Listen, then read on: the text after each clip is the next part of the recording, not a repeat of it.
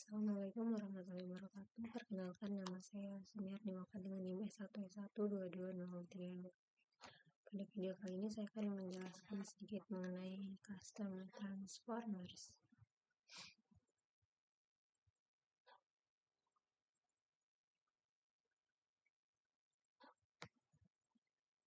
Langsung saja.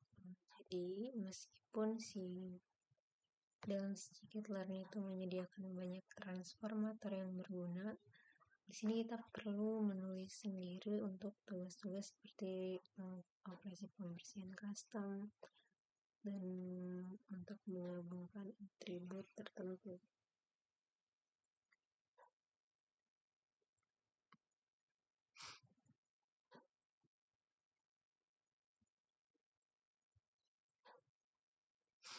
Nah, kemudian di sini kita dapat menggunakan transfer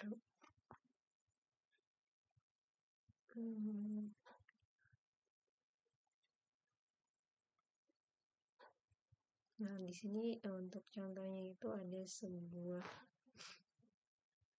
transformator kecil yang akan menambahkan atribut gabungan yang kita bersebut.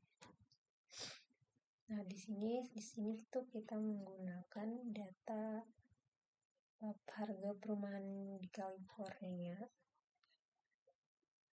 Nah, kita langsung saja ke koin.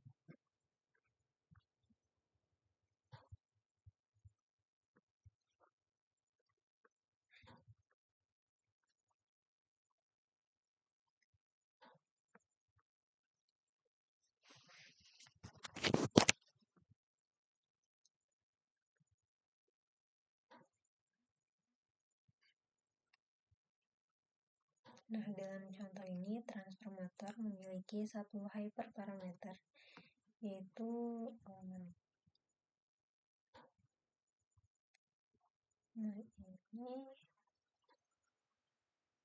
dia memiliki satu hyperparameter. Kemudian bedroom per room, kemudian diatur ke true secara default. Yang seringkali membantu untuk memberikan default yang masuk akal. Nah, untuk pengukuran hyperparameter ini akan memungkinkan kita untuk dengan mudah mengetahui apakah menambahkan atribut ini membantu algoritma machine learning atau tidak. Nah, secara umum kita dapat menambahkan hyperparameter untuk menghentikan langkah persiapan data apapun yang tidak 100% kita yakini. Semakin diotomatiskan langkah-langkah persiapan data ini, semakin banyak pula kombinasi yang dapat digunakan secara otomatis, sehingga lebih mungkin kita akan menemukan kombinasi yang bagus.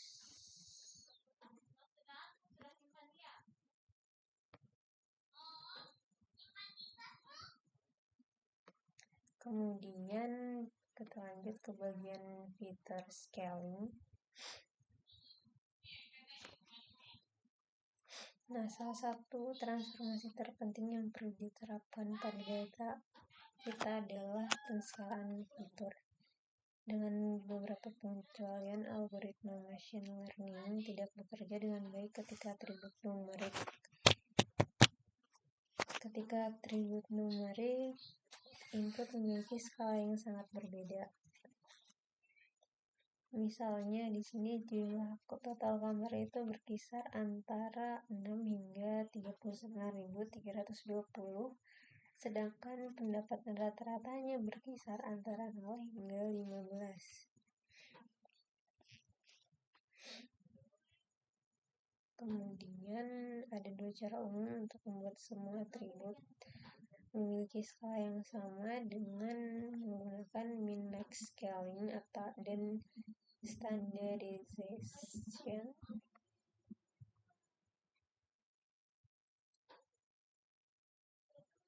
Nah, untuk min-max scaling ini dia banyak disebut sebagai normalisasi, yang dimana itu merupakan cara yang paling sederhana. Nilainya itu diubah dan diskalakan ulang sehingga akhirnya nanti nilainya akan berkisar antara 0 hingga 1.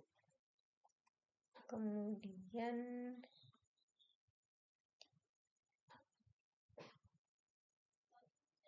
sementara itu untuk standardization itu dia berbeda. Jadi dia pertama kan mengulangi nilai rata-rata.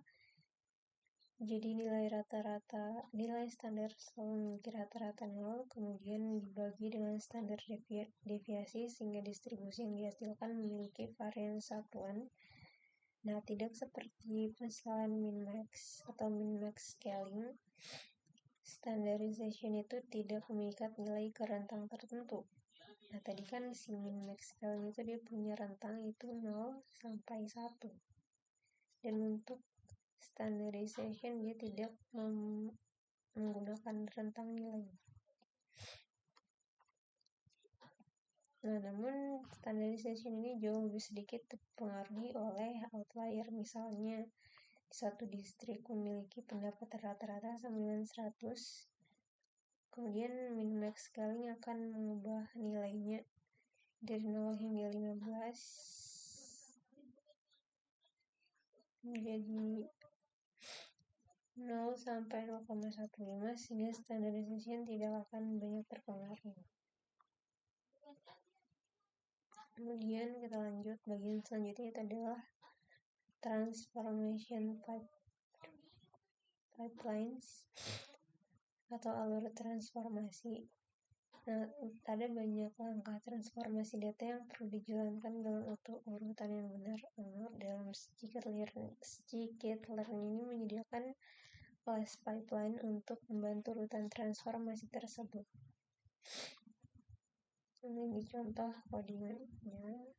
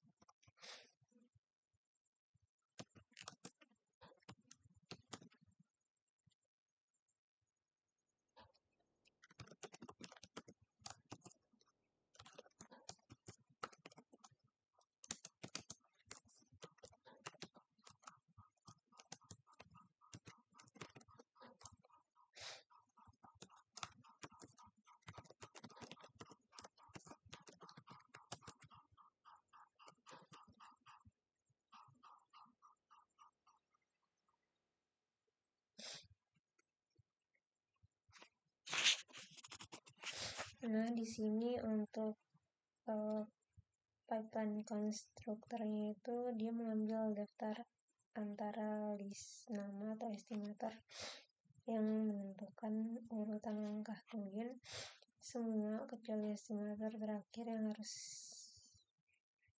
harus transformator, yaitu mereka yang memiliki metode fit transform, namanya.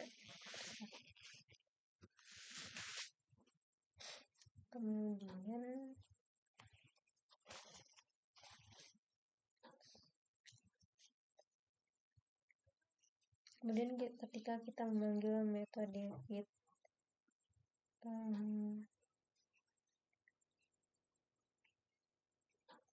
metode ini akan memanggil fit transform secara berurutan pada semua transformator yang akan meneruskan output setiap panggilan sebagai parameter ke panggilan berikutnya hingga mencapai estimator akhir yang memanggil metode fit.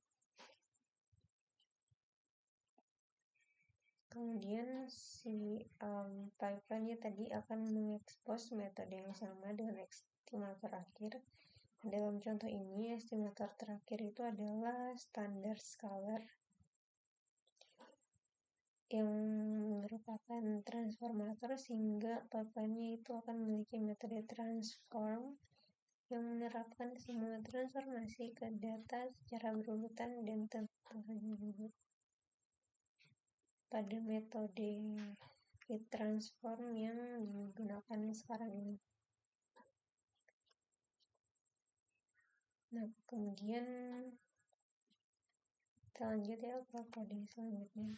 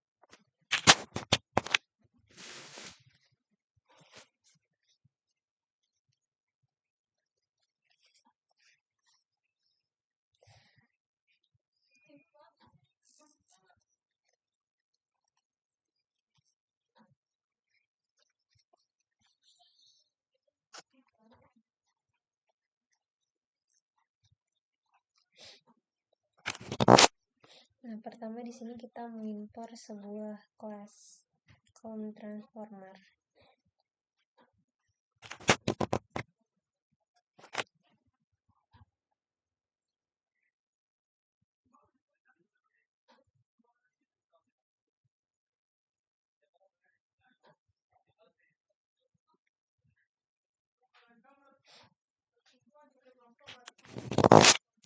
Nah, di sini kita mengimpor sebuah column transformer.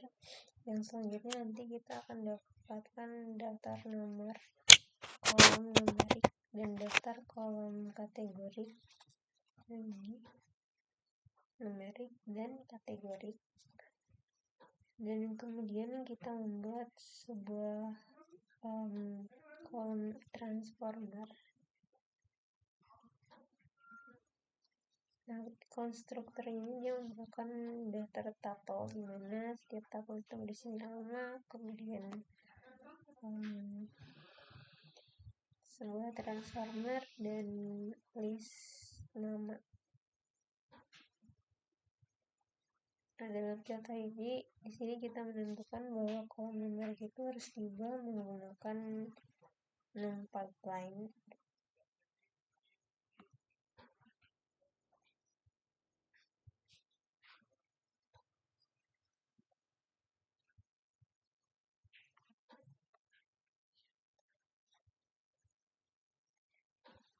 Kemudian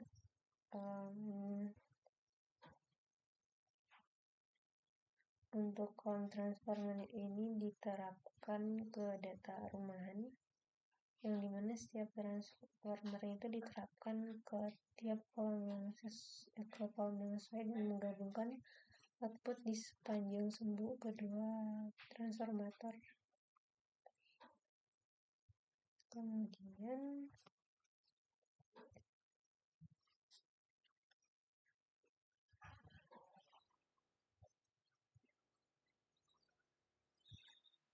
kita lanjut ke bagian training model, memilih dan melatih model.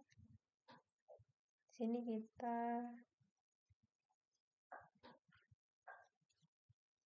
kita menulis alur transformasi untuk membersihkan dan menyiapkan data.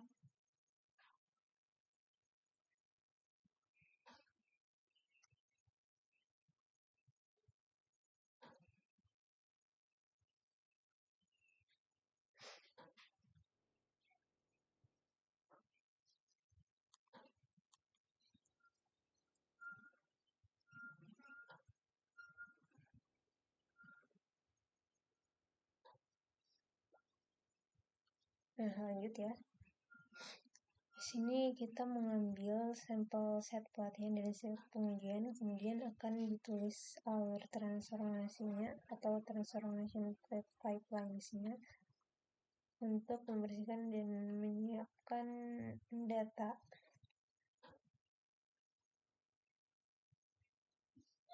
Untuk algoritma machine learning secara otomatis. Nah, kemudian kita lanjut ke bagian training dan evaluasi pada training setnya. Nah, pertama di sini kita akan melatih model regresi linear atau linear regression. Lanjut ya ke codingannya.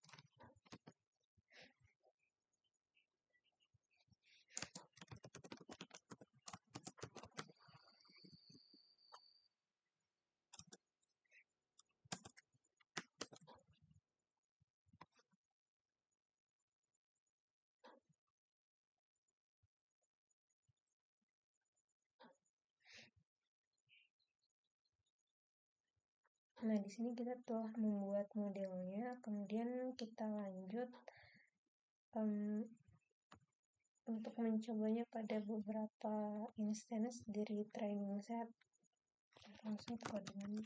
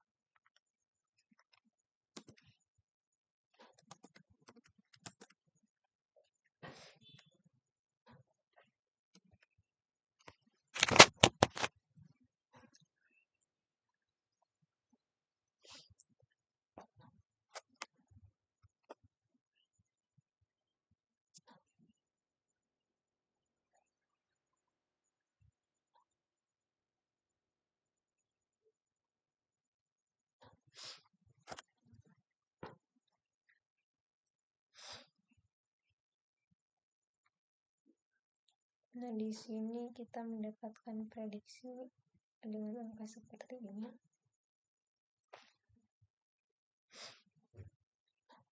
Nah, lanjut lagi.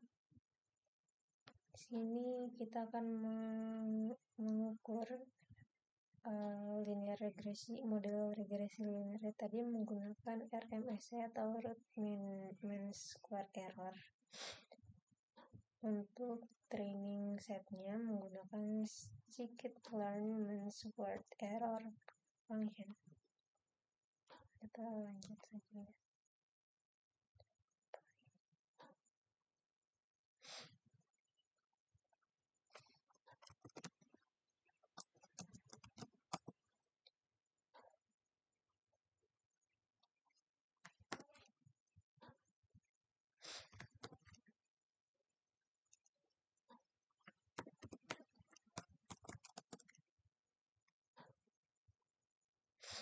Nah, di sini untuk RMSE-nya itu kita peroleh 68.627,87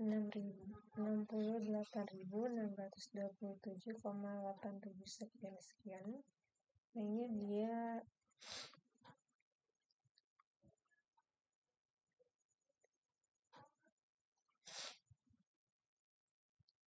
dia dikatakan bahwa ini tuh lebih baik daripada tidak sama sekali, tetapi jelas bukan skor yang bagus. Karena untuk median housing value-nya itu berada di rentang $120.000 dan $265.000. Jadi kesalahan prediksi sebesar 68.628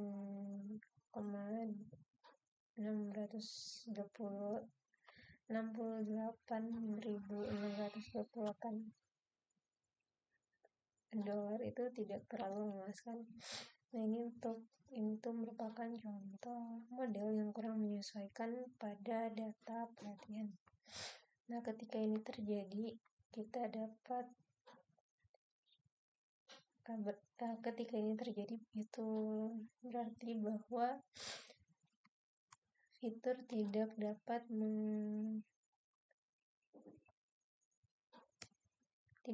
memberikan informasi yang cukup untuk membuat prediksi yang baik, atau modelnya itu kurang powerful.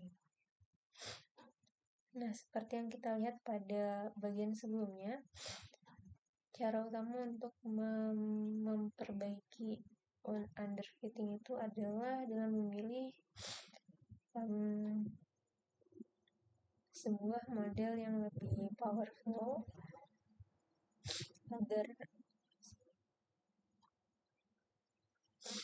untuk memberikan algoritma pelatihannya itu dengan fitur yang baik atau dengan mengurangi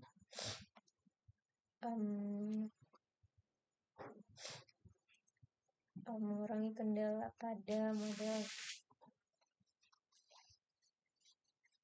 Nah, kemudian di sini bisa juga ditambahkan lebih banyak fitur. Tapi yang pertama itu kita akan mencoba model yang lain. Nah, di sini selanjutnya kita akan melatih model decision tree regressor, yang dimana model ini merupakan model yang powerful dan mampu untuk menemukan hubungan non-linear dari sebuah data. Kita lanjut ke codingnya.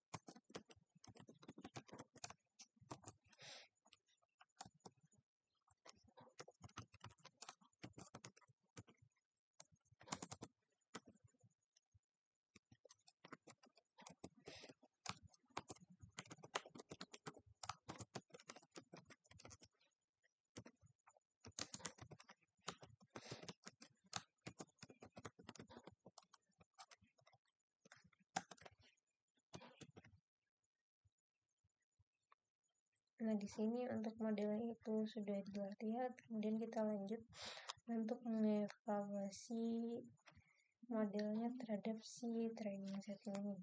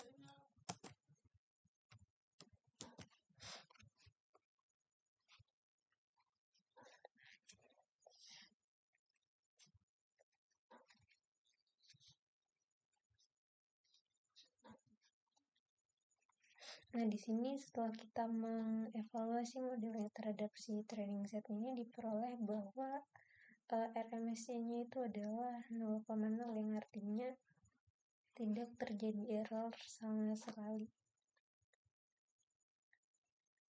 Nah, di sini berarti modelnya itu mengalami overfitting.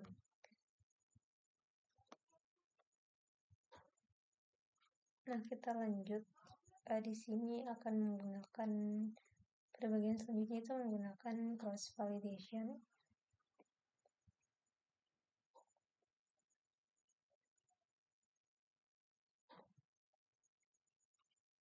Salah satu cara untuk mengevaluasi model decision tree itu adalah dengan menggunakan fungsi train test split untuk membagi dataset pelatihan untuk membagi training set ke dalam training set yang lebih kecil dan sebuah validation test. Nah, kemudian modelnya itu akan dilatih terhadap set pelatihan yang lebih kecil dan mengevaluasinya terhadap set validasi.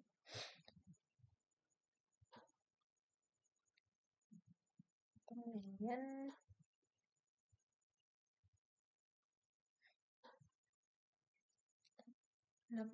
di dalam scikit-learn ini dia telah memiliki fitur scaffold cross validation yang dimana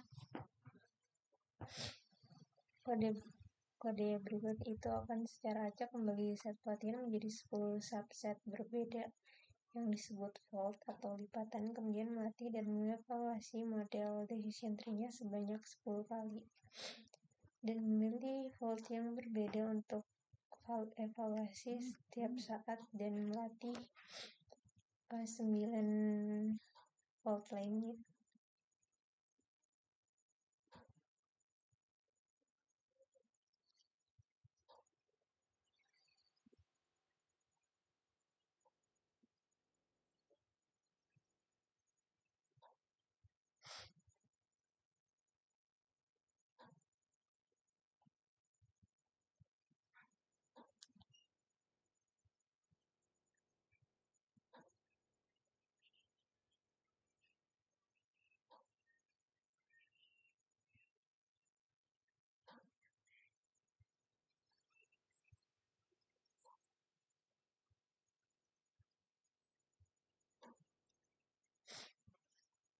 Lanjut ke codingnya.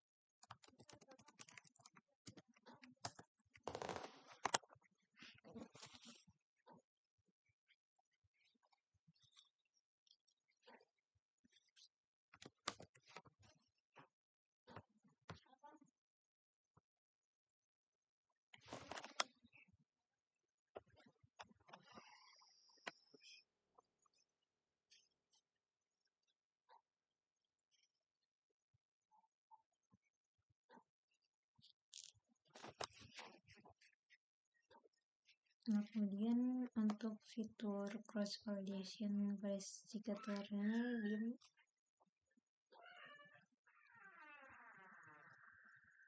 dia itu mengharapkan fungsi utilitas yang lebih baik daripada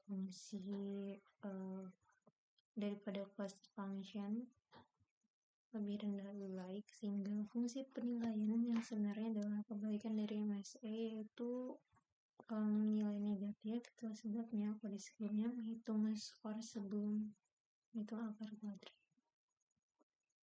Kemudian di sini kita akan melihat hasilnya menggunakan kode yang ini.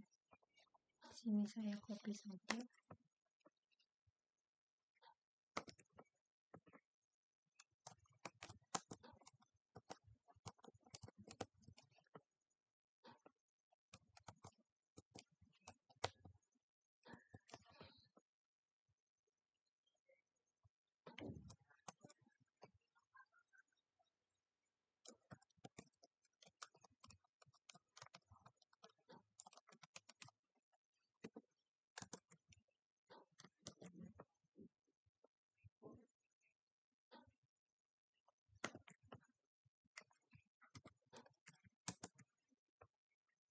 Untuk skornya itu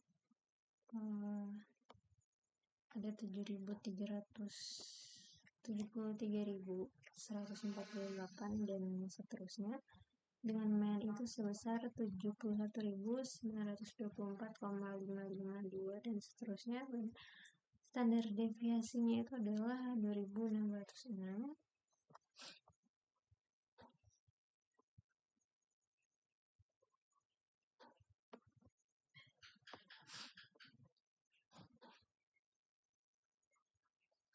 Nah, sekarang untuk decision tree-nya itu tidak terlihat.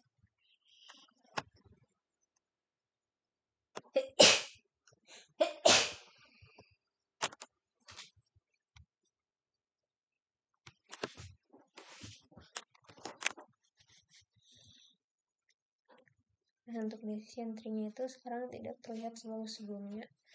Nah, pada faktanya tampaknya bentuknya lebih buruk daripada model regresi linear.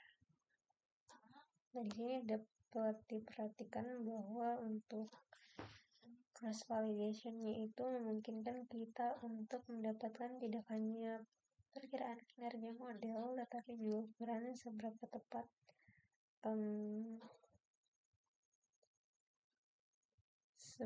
tepat perkiraannya itu standar deviasinya.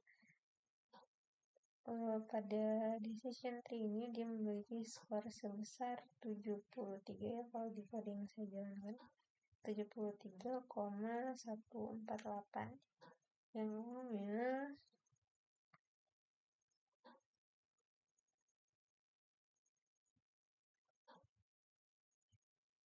di sini jika kita tidak memiliki informasi ini, kita hanya akan menggunakan tes validasi, tetapi untuk validasi cross validasi itu dia akan mengorbankan pelatihan model beberapa kali, jadi tidak selalu mungkin. Lanjut, kita akan menghitung skor yang sama untuk model regresi linear untuk memastikan saja. Sini akan saya copy saja kodenya.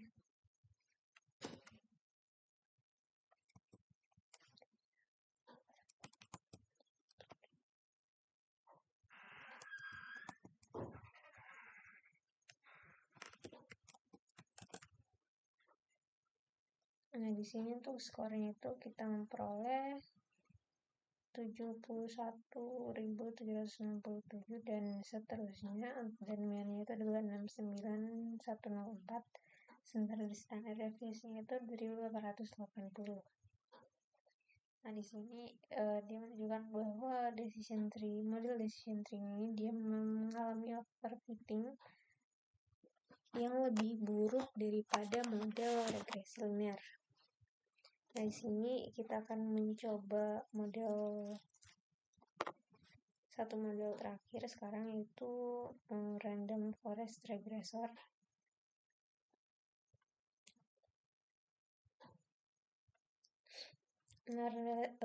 Untuk random forest ini dia bekerja dengan melatih banyak pohon keputusan pada subset acak fitur.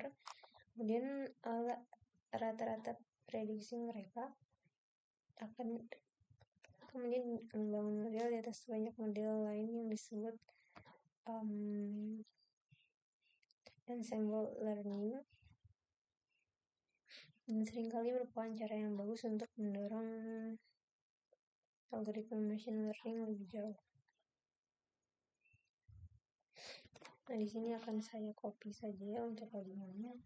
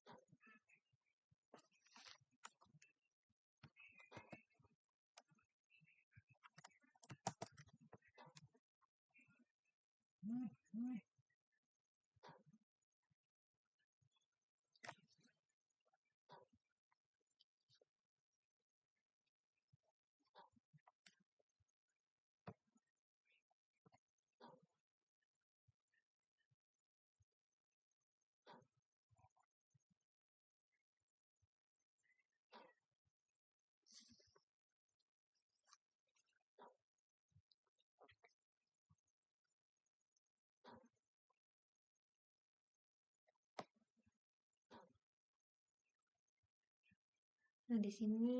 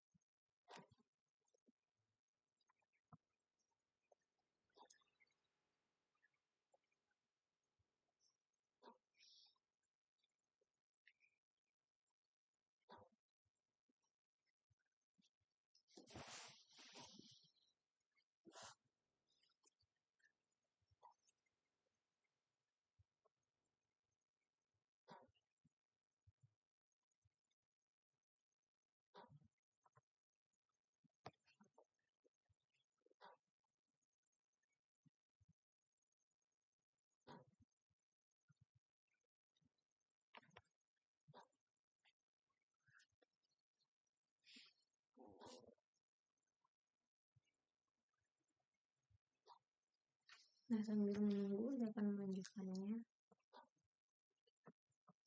Nah, di sini untuk hasilnya itu lebih baik daripada random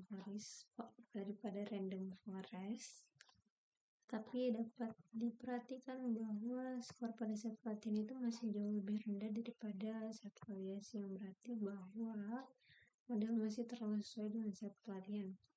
Solusi yang mungkin untuk overfitting adalah dengan menyederhanakan model, membatasinya yaitu mengaturnya atau mendapatkan lebih banyak data pelatihan. Namun sebelum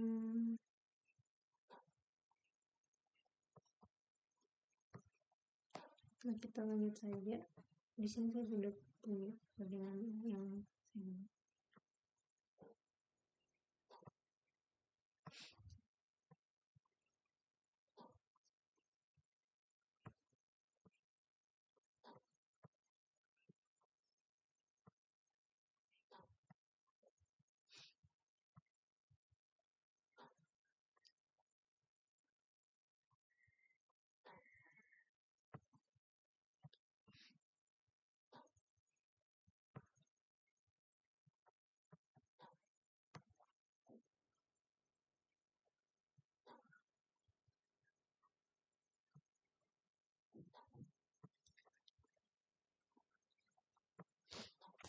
saya kita lanjut ya.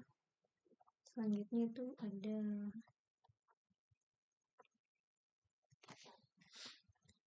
menyempurnakan model atau fine tune your model. Sini kita akan mengasumsikan bahwa sekarang kita memiliki daftar pendek model yang menjanjikan dan yang nanti perlu disempurnakan. Cara untuk melakukannya itu yang pertama ada grid search, yang dimana salah satu opsinya itu adalah dengan mengotak-atik hyperparameter itu secara manual sampai kita menemukan kombinasi nilai hyperparameter yang bagus. Kemudian di sini kita bisa menggunakan grid search dari scikit-learn untuk mencarinya. Sini yang perlu kita lakukan adalah memberitahu hyperparameter bahwa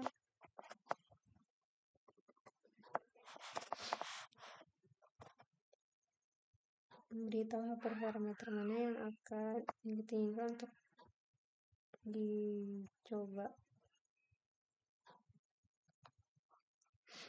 Nah, di sini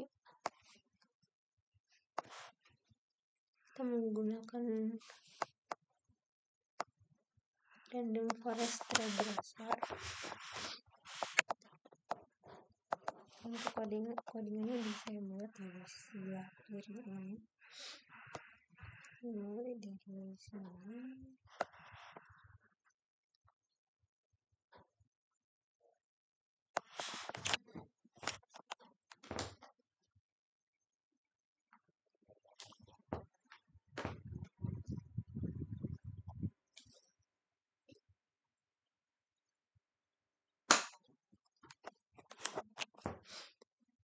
Nah, di sini untuk param grid-nya ini dia akan memberitahu scikit-learn untuk terlebih dahulu mengevaluasi semua 3x4 sama dengan 12 kombinasi nilai hyperparameter and estimator dan max fitternya.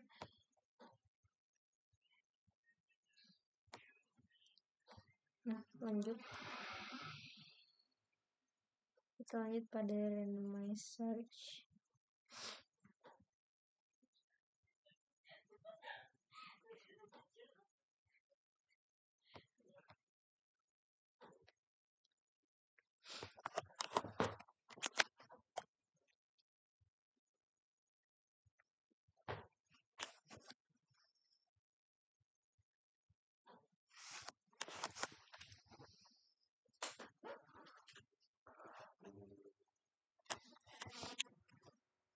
Nah, di sini pendekatan pencarian grid-nya itu atau grid search-nya itu akan baik-baik saja ketika kita menjelajahi kombinasi yang relatif sedikit seperti pada contoh sebelumnya, tetapi ketika ruang pencarian hypermeternya itu lebih besar, sehingga lebih sesuai untuk menggunakan randomized search CV sebagai gantinya. Nah, kelas ini dapat digunakan dengan cara yang hampir sama dengan kelas sebelumnya, tetapi kelas ini akan mencoba mengevaluasi sejumlah kombinasi acak tertentu dan memilih nilai acak untuk setiap hyperparameter pada setiap iterasi. Nah, untuk pendekatan ini dia memiliki dua manfaat utama. Yang pertama itu jika kita membiarkan pencarian acaknya berjalan, misalnya ada 1000 iterasi, maka pendekatan ini akan mengecek atau mengeksplorasi 1000 nilai berbeda untuk setiap hyperparameternya. Bukan hanya beberapa value per hyperparameter dengan pendekatan grid search. Kemudian yang kedua itu cukup dengan mengatur jumlah iterasi, kita akan memiliki lebih banyak kendali atas computing budget yang kita inginkan untuk mengalokasikan pencarian hyperparameternya atau hyperparameter search-nya. Nah, lanjut. Bagian selanjutnya itu adalah ensemble method. Ini merupakan cara lain untuk menyempurnakan sistem kita dengan mencoba menggabungkan model yang berkinerja terbaik.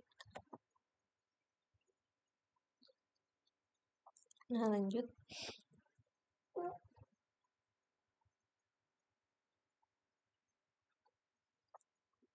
Sini menganalisis model terbaik dan kesalahannya atau errornya. Sini sering kita mendapatkan wawasan yang baik tentang masalah dengan memeriksa model. Misalnya random forest regressor dapat menunjukkan kepentingan relatif sedikit atribut untuk membuat prediksi yang akurat.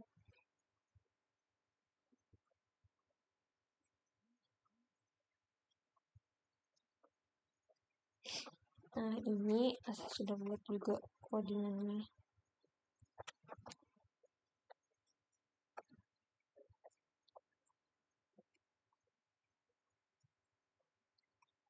Nah, ini ya. Di sini dari informasi ini kita dapat mencoba, kita mungkin saja akan mencoba untuk menjatuhkan beberapa dari fitur yang kurang berguna. Misalnya hanya Ocean Proximity, kategori yang benar-benar berguna. Dan kita akan misalnya mencoba untuk menjatuhkan fitur yang lain gitu. Kemudian kita juga harus selalu melihat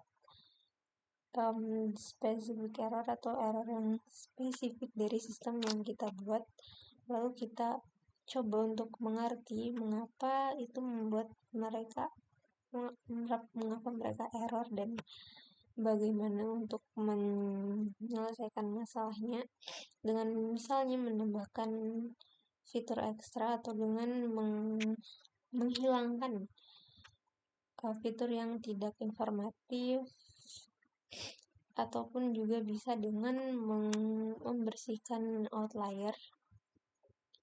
Kemudian evaluasi sistem pada test set setelah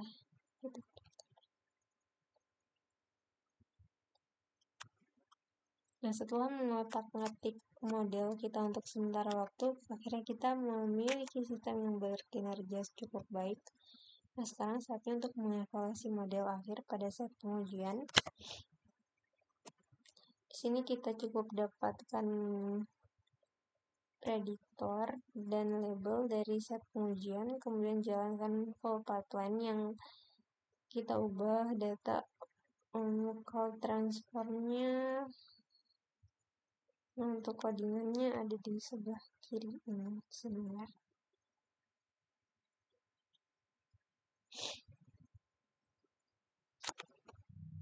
Nah, pada beberapa kasus untuk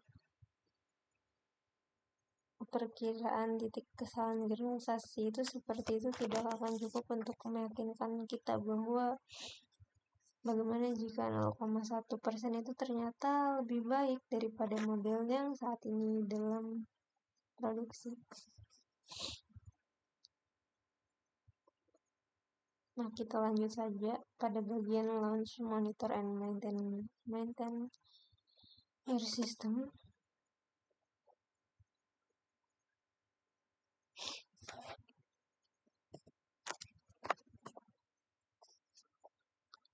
Nah, misalnya kita disetujui untuk meluncurkan sistem yang kita buat, dan sekarang kita butuh untuk mendapatkan solusi untuk produksi. Misalnya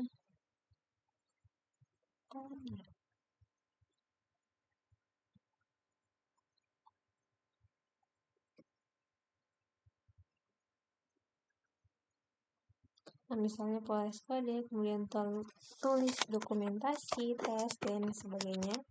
Kemudian kita dapat menyebarkan model ke lingkungan produksi. Salah satu caranya itu adalah dengan menyimpan model Skitler yang terlatih, misalnya menggunakan job-clip, termasuk proses dan prediksi penuh, lalu membuat model terlatih ini dalam lingkungan produksi, menggunakannya untuk prediksi. Nah, lanjut.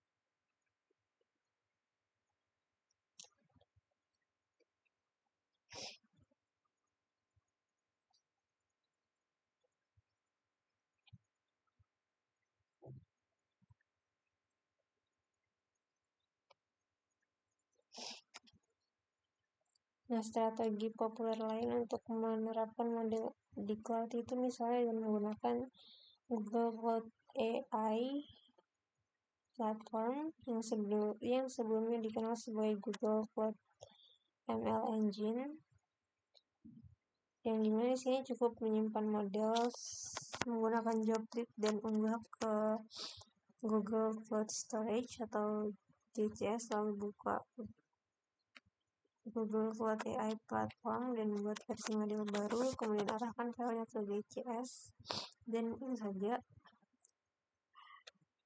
Yang di sini dia akan memberikan Anda atau kita layanan web sederhana yang menangani penyeimbangan beban dan penyesalan untuk Anda.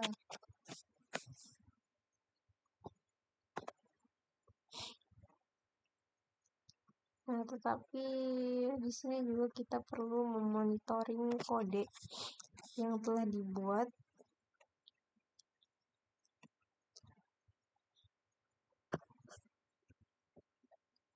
Selanjutnya, modelnya juga perlu kita lakukan monitoring. Dalam beberapa kasus, kinerja model itu dapat disimpulkan dari metrik hilir. Misalnya, jika model kita adalah bagian dari sistem rekomendasi dan menyarankan produk yang mungkin diminati pengguna, maka mudah untuk memantau jumlah produk yang direkomendasikan yang terjual setiap hari. Kemudian, tidak selalu mungkin untuk menentukan kinerja model tanpa analisis manusia. Misalnya, kita melatih model untuk klasifikasi gambar untuk mendeteksi beberapa cacat produk pada lini produksi.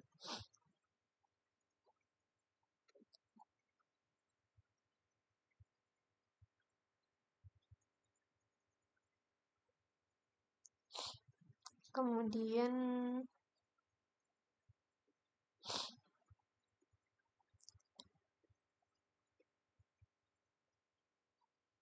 juga kita mungkin harus mengotomatisasikan seluruh proses sebanyak mungkin.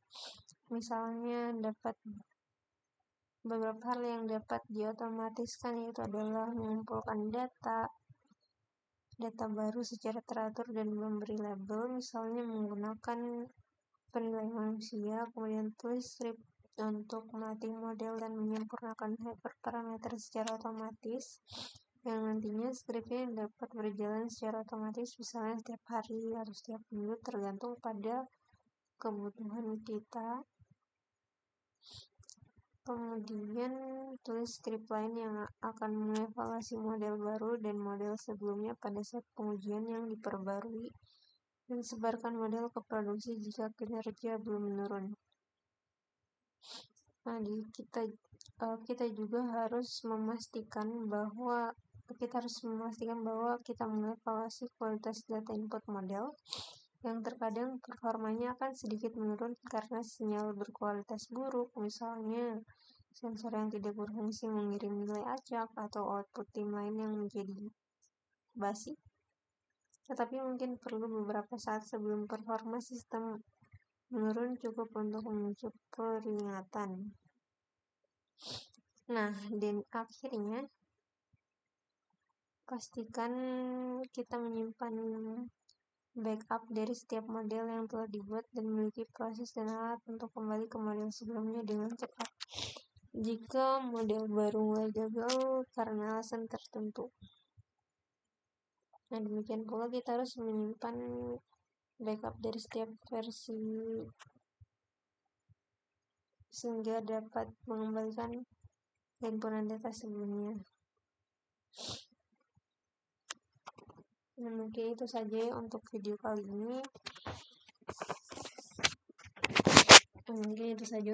kali ini. Kurang dan lebihnya mohon dimaafkan. Sekian dan terima kasih. Wassalamualaikum warahmatullahi wabarakatuh.